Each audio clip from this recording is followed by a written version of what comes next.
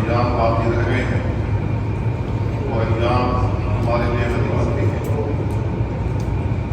امام محمد بن مسلم منصوری رحمہ اللہ بیان کرتے ہیں کہ رمضان کی آخری ساعت بھی ایک مومن کے لیے بہت ہی غنیمت کی ہے۔ جو آخری ساعت ہے کسی کو نہیں معلوم ہے کہ اللہ رب العالمین نے اسی میں اس کے لیے مغفرت رکھی ہو، اللہ رب العالمین نے خصوصیت کے ساتھ اس کے لیے کچھ رکھا ہو، کوئی عظیم ثواب رکھا ہو، دعا کی قبولیت اس پر موقوف کی ہو، تو ایک مومن کے لیے جو رمضان کی آخری ساعت ہے وہ بھی غنیمت ہے۔ تو جو ایام ابھی باقی رہ گئی، جو ساعت باقی رہ گئی ہیں وہ ہمارے لیے غنیمت کے ہیں۔ لیلۃ القدر جن راتوں میں ہو سکتی تھی وہ تمام راتیں گزر چکی ہیں۔ ہمیں نہیں معلوم ہے کہ کس رات میں قدر کی رات کون سی تھی، ہمیں یہ نہیں معلوم ہے۔ اللہ رب العالمین جانتا ہے۔ ہمیں یہ دعا کرتے رہنا چاہیے کہ اللہ رب العالمین ہمارا شمار انہی میں کر لے جنہوں نے لیلۃ القدر میں قیام کیا ایمان اور احتساب کے ساتھ۔ اگر اللہ رب العالمین ہمیں ان لوگوں میں شمار کر لے تو اللہ رب العالمین کی شان میں کوئی کمی نہیں آتی ہے، اللہ رب العالمین کے خزانوں میں کوئی کمی نہیں آتی ہے۔ اس لیے اللہ رب العالمین سے ہمیں سوال کرنا چاہیے، مانگنا چاہیے کہ اللہ رب العالمین ہمارے روزوں کو، ہماری نمازوں کو، ہمارے قیام کو قبول فرمائے۔ یہ دعا کرتے رہنا چاہیے اور اللہ سے ڈرتے رہنا چاہیے، اللہ کا تقوی اختیار کرنا چاہیے تاکہ اللہ رب العالمین ہمارے اعمال کو قبول کر سکے۔ انما یتقبل اللہ من المتقین، اللہ رب العالمین متقیوں کا عمل قبول کرتا ہے۔ تو ہمیں تقوی شعاری کا حکم دیا گیا ہے اور رمضان کے روزوں کی فرضیت کا مقصد بھی یہی بیان کیا گیا کہ مسلمان پرہیزگار ہو جائے، تقوی شعار ہو جائے، اللہ رب العالمین سے ڈرنے والا بندہ بن جائے۔ اللہ رب العالمین نے جس کو جتنی توفیق دی اللہ رب العالمین کی عبادت کرتا رہا، اللہ رب العالمین سے ڈرتا رہا، تقوی اختیار کرتا رہا۔ رمضان کے مہینے میں جو ہم نے تقوی اختیار کیا ہے اس کا مطلب یہ نہیں ہے کہ 11 مہینوں میں پوری آزادی ہے، پوری چھوٹ ہے، جو مرضی ہم کریں، نہیں، اس میں بھی تقوی مطلوب ہے، کیونکہ اللہ رب العالمین نے رمضان میں ہماری تربیت کی ہے۔ رمضان کے آخری ایام میں رسول اللہ صلی اللہ علیہ وسلم کی ایک سنت ہے جسے ہمیں ادا کرنا چاہیے۔ وہ سنت کیا ہے؟ اللہ کے نبی صلی اللہ علیہ وسلم کی حدیث آتی ہے عبداللہ بن عمر رضی اللہ عنہ سے، وہ کہتے ہیں فرض رسول اللہ صلی اللہ علیہ وسلم زکوٰۃ الفطر صاعا من تمر صاعا من شعیر۔ اللہ کے رسول صلی اللہ علیہ وسلم نے ہر مسلمان کے اوپر 1 سا کھجور، 1 سا جو، 1 سا پنیر، 1 سا زبیب کشمش، ان کو جو کھانے پینے کے اجناس ہیں ہر مسلمان کے اوپر فرض کیا ہے کہ وہ صدقہ فطر کے طور پر 1 سا نکالیں۔ 1 سا کتنا ہوتا ہے؟ تقریباً 2.5 کلو، 2.5 کلو ہوتا ہے۔ 2.5 کلو ہم اپنی طرف سے نکال دیں گے تو ہمارا صدقہ فطر ادا ہو جائے گا۔ آپ الفاظ پر غور کریں گے، فرض رسول اللہ صلی اللہ علیہ وسلم زکوٰۃ الفطر، رسول اللہ صلی اللہ علیہ وسلم نے صدقہ فطر کو فرض کیا ہے ہر مسلمان کے اوپر، چاہے چھوٹا ہو، بڑا ہو، بوڑھے ہوں، جوان ہو، خواتین ہوں، جتنے بھی لوگ ہیں دنیا میں موجود ہیں ان سب پر فرض ہے، آزاد ہو، غلام ہو، سب پر فرض ہے کہ وہ زکوٰۃ ادا کریں، صدقہ فطر ادا کریں۔ اللہ کے نبی صلی اللہ علیہ وسلم نے یہ صدقہ فطر ہر مسلمان پر کیوں فرض کیا ہے، اس کی 2 وجوہات ذکر کی گئی ہیں۔ اللہ کے نبی صلی اللہ علیہ وسلم نے فرمایا طہرۃ للصائم من اللغو والرفث، روزے کی حالت میں انسان گناہ کرتا ہے اور کچھ ایسی باتیں بول جاتا ہے جو نہیں بولنی چاہیے، کچھ ایسا کام کر جاتا ہے جو نہیں کرنے چاہیے، جو غلطیاں روزے کی حالت میں ہوتی ہیں، جب ہم صدقہ فطر نکالتے ہیں اللہ رب العالمین اس کو کفارہ بنا دیتا ہے جو ہم سے غلطیاں ہوتی ہیں۔ دوسرا فائدہ طعمۃ للمساکین، مسکینوں کے کھانے کا بندوبست ہو جاتا ہے۔ جو غریب ہیں، نادار ہیں، ان کے کھانے پینے کا بندوبست ہو جاتا ہے ہمارے صدقہ فطر کے ذریعے سے۔ اسلام یہ نہیں چاہتا ہے کہ مال کسی کی ملکیت بن کر کے اسی کے پاس رہے، جو امیر ہے امیر رہے، جو غریب ہے غریب رہے، یہ نہیں چاہتا۔ اسلام خوشحالی بانٹتا ہے، خوشحالی کا ضامن ہے، اور خوشحالی کے مظاہر میں سے یہ ہے کہ عید کی نماز سے پہلے پہلے ان کے گھروں میں کھانے پہنچا دو، تاکہ امیروں کے گھر میں جو چولہے جلتے ہیں، مختلف قسم کے پکوان پکتے ہیں، یہ تو نعمتوں سے فائدہ اٹھا رہے ہیں۔ جو غریب ہیں اس کے گھر میں چولہا بھی نہیں جلتا ہے، جو مسکین ہے اس کے گھر میں چولہا بھی نہیں جل رہا ہے۔ تو رسول اللہ صلی اللہ علیہ وسلم کو یہ گوارا نہیں ہوا کہ کوئی مسلمان ایسا ہو جس کے پاس کھانے پینے کے سارے اجناس موجود ہوں، سارے نعمتیں میں موجود ہوں، لیکن مسکین کے پاس گھر میں چولہا بھی نہیں جلتا ہو۔ اس لیے عید کی نماز سے پہلے پہلے ان کے گھروں میں کھانے پینے کی چیزیں پہنچاؤ، تاکہ وہ خوشی میں ہمارے ساتھ برابر کے شریک رہیں، برابر کے شریک رہیں، ان کے گھروں میں بھی خوشیاں ہیں۔ تو یہ دو وجوہات اللہ کے نبی صلی اللہ علیہ وسلم نے ذکر فرمائی ہے۔ تیسری وجہ یہ ہے صدقہ فطر ادا کرنے کا کہ اس سے اللہ رب العالمین کا شکر ادا ہوتا ہے۔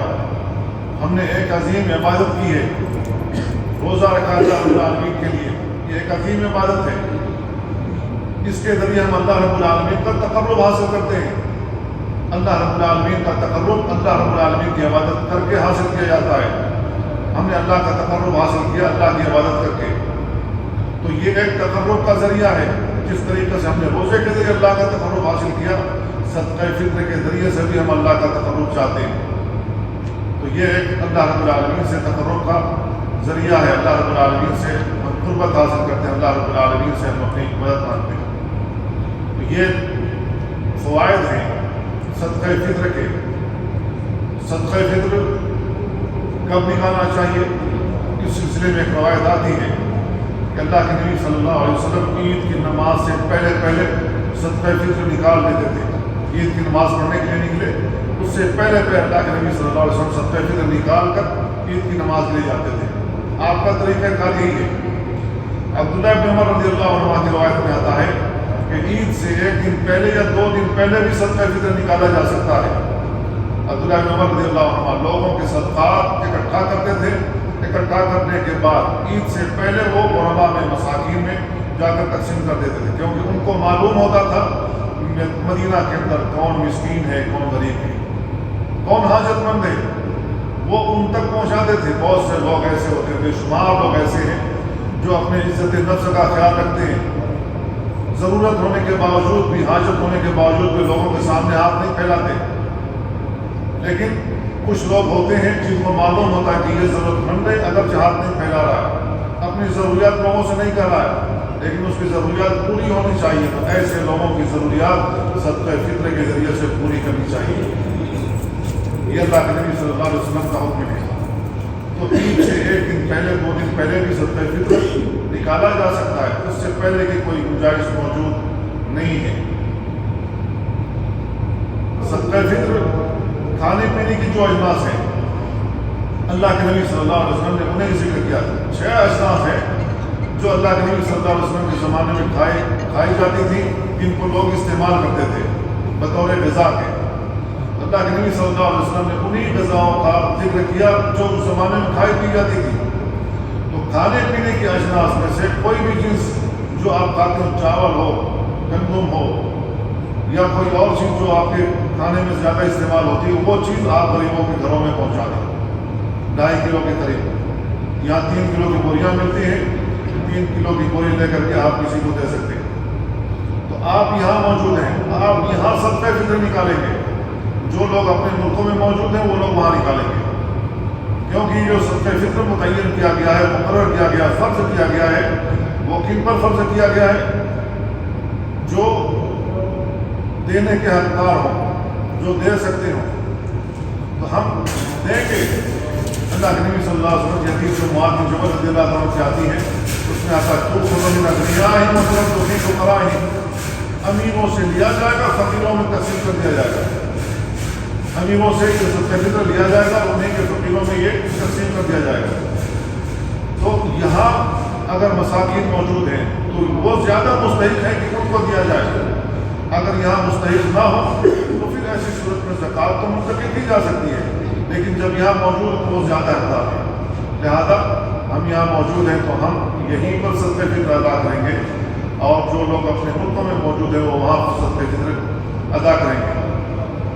لیکن یہاں پر ایک نقطہ ذکر کرنا چاہتا ہوں، وہ یہ ہے کہ آپ حدیث کے الفاظ پر غور کریں. جو استعمال کیا گیا حدیث میں جو لفظ ہے فرض رسول اللہ صلی اللہ علیہ وسلم زکوٰۃ الفطر، رسول اللہ صلی اللہ علیہ وسلم نے زکوٰۃ الفطر فرض کی ہے. فرض کس کو کہتے ہیں ہم جانتے ہیں، فرض اللہ کے نبی صلی اللہ علیہ وسلم نے فرض کی ہے. یہ جو فریضہ ہے اس کو قرآن کریم میں ڈھونڈیں گے تو سورہ فاتحہ سے لے کر والناس تک کہیں بھی اس کا ذکر نہیں ملے گا کہ صدقہ فطر ہر مسلمان کے اوپر واجب ہے. پورے قرآن میں کہیں نہیں ہے. کتنا دینا ہے اس کا بھی کوئی ذکر قرآن میں ڈھونڈنے میں نہیں ملے گا. یہ کہاں ملے گا صدقہ فطر، کہاں ملے گا؟ اللہ کے نبی صلی اللہ علیہ وسلم کی جو احادیث ہے، آپ کی سنت ہے، اس کے اندر ہی ملے گا. اس سے دو تین باتیں معلوم ہیں. پہلی بات یہ ہے کہ اللہ کے نبی صلی اللہ علیہ وسلم کے اوپر بھی وحی نازل ہوتی تھی، جس طریقے سے قرآن کی وحی نازل ہوتی تھی اللہ کے نبی صلی اللہ علیہ وسلم پر سنت کی بھی وحی نازل ہوتی تھی. وما ينطق عن الهوى ان هو الا وحی یوحى. اللہ کے نبی صلی اللہ علیہ وسلم اپنی جانب سے کوئی بات نہیں بولتے، جو بولتے اللہ کی طرف سے وحی ہوتی ہے. تو اللہ کے نبی صلی اللہ علیہ وسلم نے جو فرض کیا ہے وہ اپنی طرف سے نہیں فرض کیا، بلکہ اللہ رب العالمین کی طرف سے فرض کیا، بغیر وحی کے نہیں فرض کیا ہے. اس سے یہ معلوم ہوتا ہے کہ اللہ کے نبی صلی اللہ علیہ وسلم پر جہاں قرآن اترتا تھا وہیں سنت بھی اترتی تھی. اللہ وإنی أوتیت الکتاب ومثلہ معہ. آگاہ ہو جاؤ کہ اللہ رب العالمین نے جہاں مجھے کتاب دی ہے وہیں سنت بھی دی ہے. اسی کی مثل سنت بھی دی، اسی کی مثل احادیث بھی دی.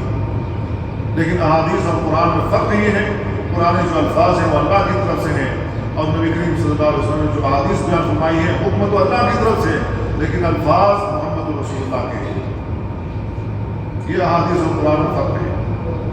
تو پہلی بات یہ معلوم ہوئی کہ اللہ کے نبی صلی اللہ علیہ وسلم پر وحی نازل ہوتی تھی، جس طریقے سے قرآن نازل ہوتا تھا اسی طریقے سے احادیث بھی جو احکامات ہیں وہ بھی اللہ کے نبی صلی اللہ علیہ وسلم پر اترتے تھے. اللہ کے نبی صلی اللہ علیہ وسلم نے یہ فریضہ بیان فرمایا. اللہ کے نبی صلی اللہ علیہ وسلم نے جو فرض قرار دیا ہے وہ ہمارے لیے قابل عمل ہے. واجب ہے ہمارے اوپر کہ ہم وہ کریں.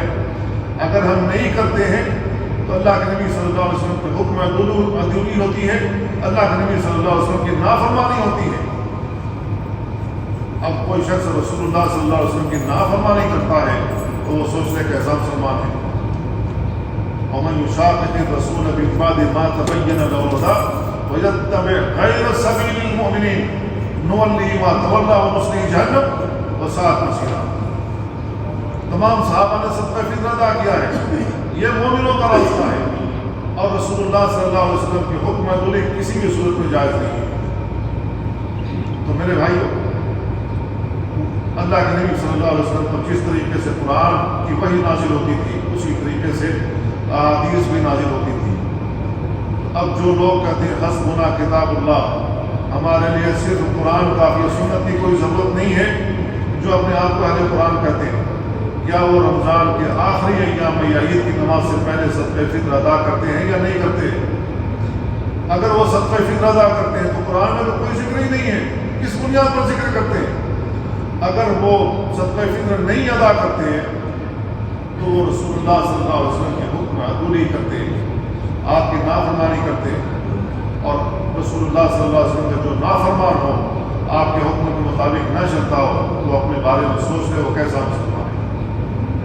اللہ کے نبی صلی اللہ علیہ وسلم نے یہ فریضہ عائد کیا ہے مسلمان کے اوپر، لہذا ہمیں اس کے مطابق عمل کرنا چاہیے. تو یہ جو فریضہ ہم پر عائد ہے، عید کی نماز سے پہلے نکالتے ہیں تو ہمارا صدقہ فطر قبول ہوگا، اور اگر عید کی نماز کے بعد صدقہ فطر نکالتے ہیں تو ہمارا یہ صدقہ فطر قبول نہیں ہوگا، عام صدقہ ہوگا. عام صدقہ شمار ہوگا، صدقہ فطر قبول نہیں ہوگا۔ تو میرے بھائیوں کوشش یہ کرنی چاہیے کہ ہم عید کی نماز سے پہلے جو غریب مسکین مل جاتا ہے ہم اس کو صدقہ فطر ادا کر دیں، اس کو صدقہ فطر اپنا دے دیں۔ یہ ہمارے اوپر فریضہ ہے جو رسول اللہ صلی اللہ علیہ وسلم نے عائد کیا ہے۔ اب یہاں ایک سوال پیدا ہوتا ہے، کون سے لوگ ہیں جن کو زکوٰۃ دینی چاہیے؟ وہ کون سے لوگ ہیں جن کو صدقہ فطر دینا چاہیے یا ان کو خود لینا چاہیے؟ اس سلسلے میں 2-3 احادیث ہیں، میں ذکر کر دیتا ہوں۔ اللہ کے نبی صلی اللہ علیہ وسلم نے بیان فرمایا، عبداللہ بن عمر رضی اللہ عنہ کی حدیث آتی ہے، اللہ کے نبی صلی اللہ علیہ وسلم نے بیان فرمایا، لا تحل المسألة بأحدكم حتى يلقى الله تعالى وليس في وجهه مزعة لحم۔ کن لوگوں کے لیے سوال کرنا جائز نہیں ہے؟ اللہ کے نبی صلی اللہ علیہ وسلم نے بیان فرمایا، یہ وعید ہے۔ وعید کن لوگوں کے لیے ہے؟ جو لوگ لوگوں کے سامنے ہاتھ پھیلاتے ہیں، لوگوں سے بھیک مانگتے ہیں، چادر پھیلا کر بیٹھ جاتے ہیں جبکہ ان کو حاجت نہیں ہوتی۔ جو لوگ لوگوں کے سامنے ہاتھ پھیلاتے ہیں وہ اللہ رب العالمین سے قیامت والے دن جب ملاقات کریں گے ان کے چہرے پر گوشت نہیں ہوگا۔ یہ عذاب ہے اس کے لیے، سخت ترین وعید ہے اس کے لیے جو لوگوں کے سامنے ہاتھ پھیلاتا ہے۔ کن لوگوں کو سوال کرنا چاہیے، کن لوگوں کو نہیں کرنا چاہیے؟ ایک اور حدیث دیکھ لیں، اللہ کے نبی صلی اللہ علیہ وسلم نے کیا بیان فرمایا؟ سہیل بن حنظلیہ رضی اللہ تعالیٰ عنہ کہتے ہیں، رسول اللہ صلی اللہ علیہ وسلم نے ارشاد فرمایا، من سأل وعنده ما يغنيه فإنما يستكثر من النار۔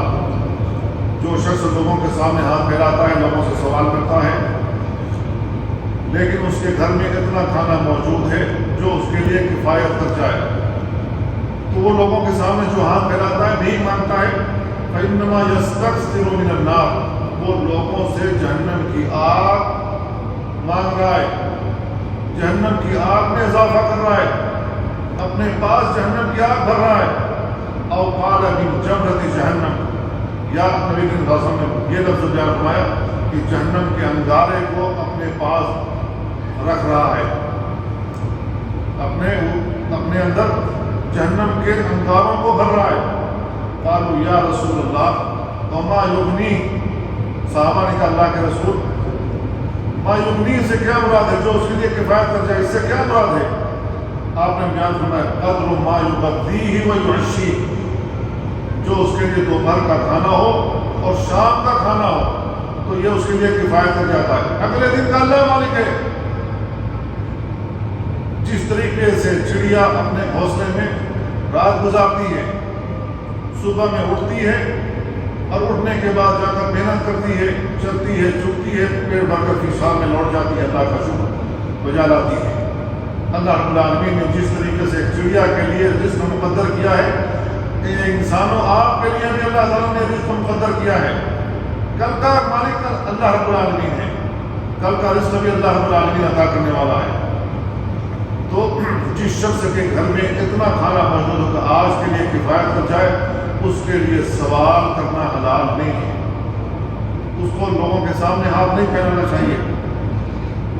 ابو ہریرہ رضی اللہ عنہ بیان کرتے ہیں، اللہ کے نبی صلی اللہ علیہ وسلم بیان فرمایا، من سأل الناس اموالهم تکثرا، جو شخص لوگوں سے ان کا مال مانگتا ہے، سوال کرتا ہے، تکثرا بینک بیلنس بنانے کے لیے، اپنے پیسوں کو زیادہ کرنے کے لیے، اپنے گھر میں اناج اور چاول کو زیادہ اس کا ڈھیر لگانے کے لیے، فإنما يسأل جمرہ، وہ انگارے کا سوال کرتا ہے، وہ انگارہ مانگ رہا ہے۔ فَلْيَسْتَقِلْ أَوْ لِيَسْتَكْثِرْ، چاہیے کہ اس بندے کو چاہیے کہ نہ مانگ کر کے، لوگوں کے سامنے ہاتھ نہ پھیلا کر کے ان انگاروں کو کم کر لے، یا لوگوں سے سوال کر کر کے اپنے پاس جتنا بھی مانگ کر کے رکھ رہا ہے، چاہیے کہ ان انگاروں کو اپنے پاس ڈھیر لگا لے، چاہیے کہ زیادہ کر لے۔ اب آدمی کو اختیار دیا گیا، چاہے تو مانگ کر کے اپنے پاس جہنم کے انگاروں کو جمع کرتا رہے، یا نہ پھیلا کر کے لوگوں کے سامنے ہاتھ اپنے ان انگاروں کو کم کر لے، یا ان کے پاس موجود نہ ہو۔ تو یہ سخت ترین وعید ہے جو رسول اللہ صلی اللہ علیہ وسلم نے بیان فرمائی ہے۔ اس سے ہم اندازہ کر سکتے ہیں کہ کن کے لیے جائز ہے کہ وہ لوگوں کے سامنے ہاتھ پھیلا سکتے ہیں، اور ہمارے لیے بھی اس میں ایک عبرت موجود ہے کہ ہم کسے دیں۔ بے شمار لوگ ایسے ہیں جن کے پاس موجود تو ہوتا ہے، تھوڑا بہت موجود ہوتا ہے، ہم اس کے پاس لے جا کر اتنا دے دیتے ہیں، تو کون مستحق ہے کون مستحق نہیں، نہ حدیث کی روشنی میں ہمیں سمجھنا چاہیے۔ اللہ تعالیٰ سے دعا ہے اللہ اپنی باتوں کو سمجھنے اور ان پر عمل کرنے کی توفیق عطا فرمائے۔ وصلی اللہ وسلم علی نبینا محمد وعلی آلہ وصحبہ اجمعین۔ السلام علیکم۔